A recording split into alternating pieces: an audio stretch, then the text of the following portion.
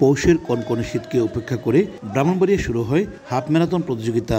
Half marathon হওয়ায় 21 kilometre পথ অতিক্রম করেন দৌড়বিদরা।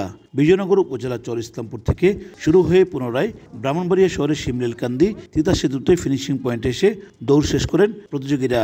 এই প্রতিযোগিতায় ব্রাহ্মণবাড়িয়া ছাড়াও দেশের 45টি জেলা থেকে নারী শিশু সহ বিভিন্ন বয়সী প্রতিযোগীরা অংশগ্রহণ করেন। আমি 5 কিলোমিটার অংশগ্রহণ করেছি এবং প্রথম স্থান অর্জন করেছি আলহামদুলিল্লাহ। এই ফিলিংসটা আসলে শেয়ার করে বোঝানো যাবে না। এটা আমার হচ্ছে ফার্স্ট, তো ফার্স্টের সময়ে চ্যাম্পিয়ন হওয়া এটা অনেক ভাগ্যের ব্যাপার। ব্রাহ্মণবাড়িয়ায় এইরকম একটা প্রোগ্রাম আয়োজন করাতে আমি খুব খুশি। ধন্যবাদ আপনাদেরকে খুব সুন্দর আয়োজন করার জন্য। এরকম আয়োজন আমরা সামনে আরো চাই। আমার মতো আরো অনেকে দৌড়ে যোগ করে, তাদের সাথে মিলেমিশে এই দৌড়টা করতে অনেক ভালো লেগেছিল। খুবই ভালো লেগেছে আমার বন্ধুদের সাথে দৌড়িয়ে। বাচ্চারা আসলে এখন এত বেশি ডিভাইসে অভ্যস্ত যে এটা থেকে একটু বের করে আনার যে প্রচেষ্টা এবং এটার সাথে এই রানার কমিউনিটি যেভাবে যুক্ত হয়েছে আসলে খুব প্রশংসনীয়। ওর বাবা সবসময় রান দেয় আর উৎসাহিত, বাবার থেকে উৎসাহিত হয়ে ও অংশগ্রহণ করছে আজকে প্রথম। আয়োজকেরা জানান সুস্থ দেহ সবল মনের জন্য এবং যুব সমাজকে মাদক ও মোবাইল বিধি থেকে দূরে রাখার জন্য এই আয়োজন। ম্যারাথনের যে উদ্দেশ্য ছিল মাদক মুক্ত, এডিক্টেড মুক্ত একটা সমাজ তৈরি করা,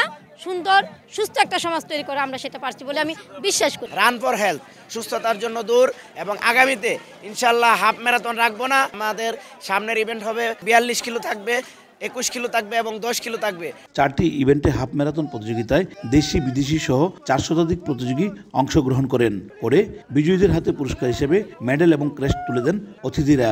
প্রতিযোগিতায় বিজয় পার্টনার ছিলেন সময় টেলিভিশন। উজ্জ্বল চক্রবর্তী, সময় সংবাদ, ব্রাহ্মণবাড়িয়া।